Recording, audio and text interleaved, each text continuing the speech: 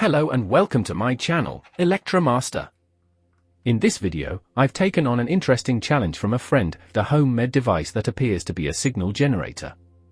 My friend uses this device in a professional context, but it has stopped working, and he doesn't know exactly what's wrong. So today, we'll open up this device, investigate the issue, and we'll definitely bring it back to life. Stay tuned.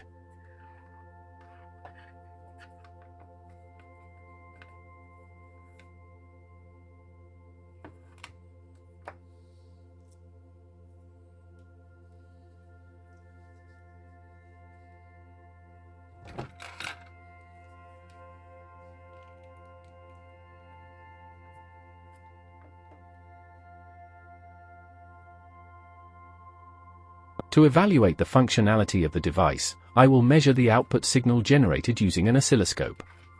This will allow me to visualize the waveform and check the frequency and amplitude of the signal, confirming whether the device is generating a correct signal or if there are any anomalies that need to be addressed.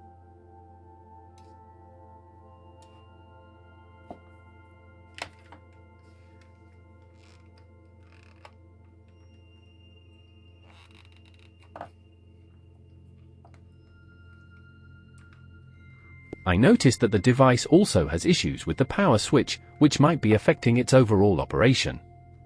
I will repair this switch to restore proper connectivity and functionality.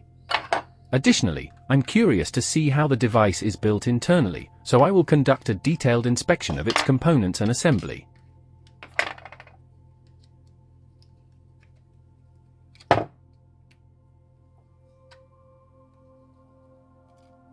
This signal generator seems to have been built in a hurry, but the design itself is not necessarily the main issue. As you can see, the circuit uses a very well-known integrated circuit, the LM555, which is a versatile timer and one of the most popular integrated circuits in the field of electronics. The LM555 can operate in three main modes: monostable, astable, and bistable. In the case of this signal generator, it is most likely configured in astable mode to produce a periodic, rectangular signal. The circuit uses a set of resistors and capacitors to determine the frequency and duration of the generated signal. It's a common choice due to its reliability and the fact that it allows for precise frequency generation with minimal external components. Although it's a simple design, the LM555 remains an efficient solution for basic applications like this signal generator.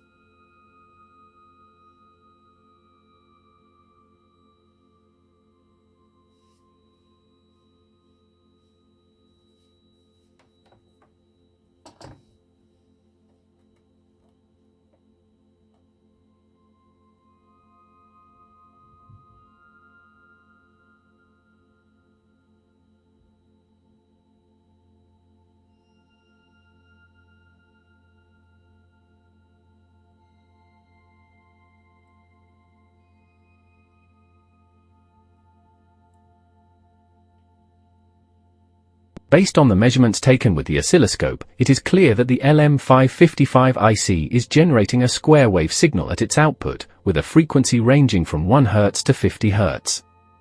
This signal switches between high and low states, and the frequency is determined by the values of the resistors and capacitors connected in the circuit. The square wave signal indicates that the LM555 is operating in an astable mode, continuously generating oscillations, which can be adjusted by modifying the external components. This type of signal is commonly used for generating timing pulses or controlling other circuits in various applications.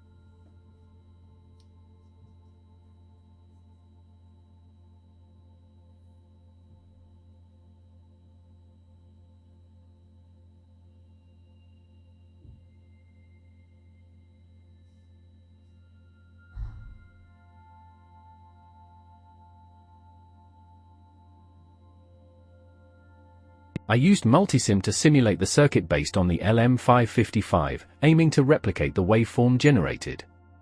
Following the simulation, the results obtained are very close to what I observed on the oscilloscope. The waveform is a square wave with a frequency ranging from 1 Hz to 50 Hz, confirming the general functionality of the circuit. Simulating in multisim is a useful way to quickly validate the theoretical behavior of a circuit before making adjustments or interventions on the actual hardware.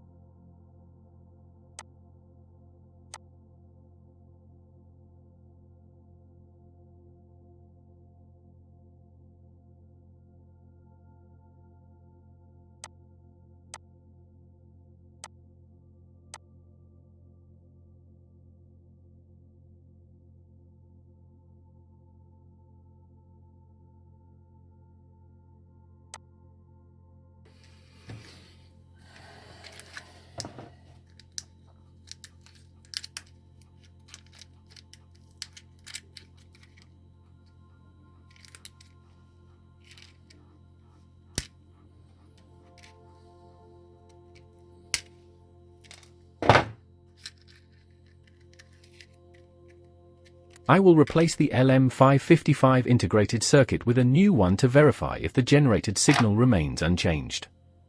This step will help me confirm that the device is working properly and that the signal is within the expected parameters.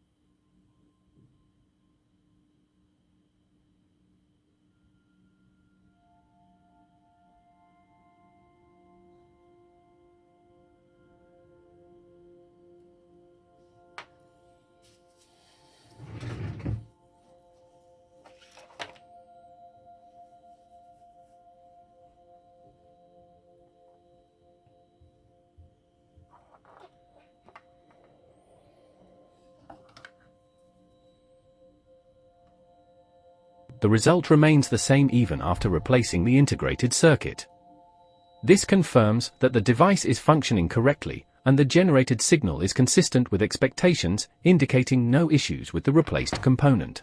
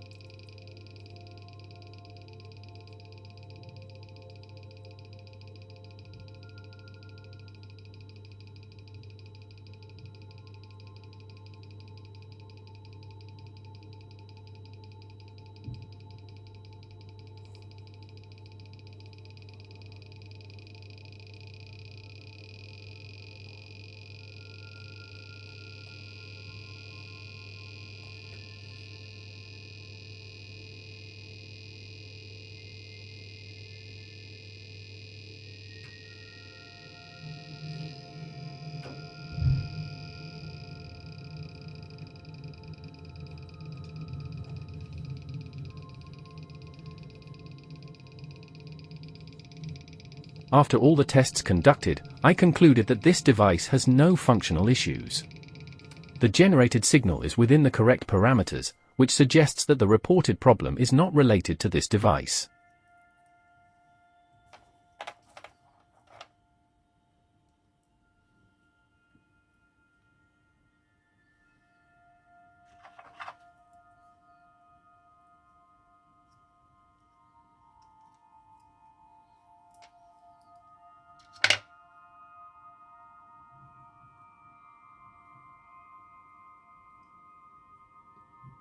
I will reassemble the device now, putting all the components back in place, making sure each part is correctly positioned and all connections are secure.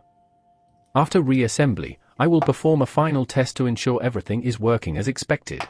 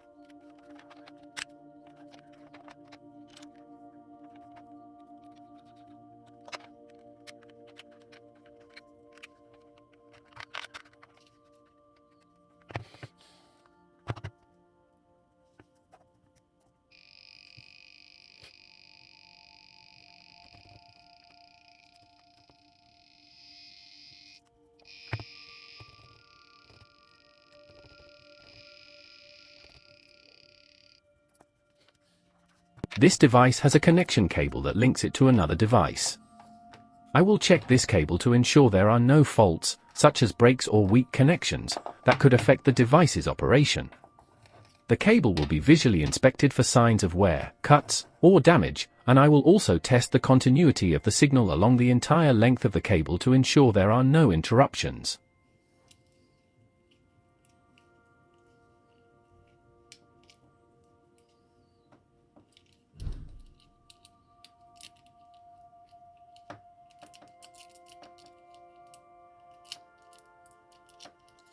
I discovered that one of the conductors in the DB9 connector is detached.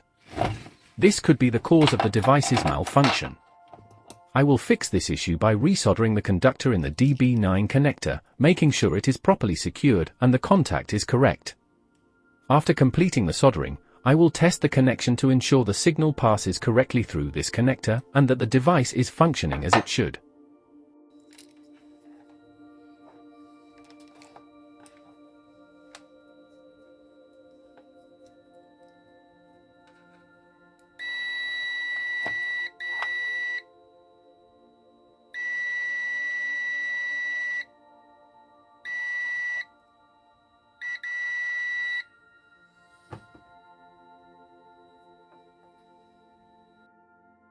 Thank you for watching this video.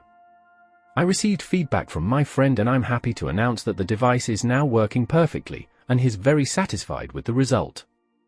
If you liked this video and found it helpful, don't forget to give it a like, leave a comment with your thoughts or questions, and of course, subscribe so you won't miss future repairs and tutorials. Thanks again for watching, and see you next time.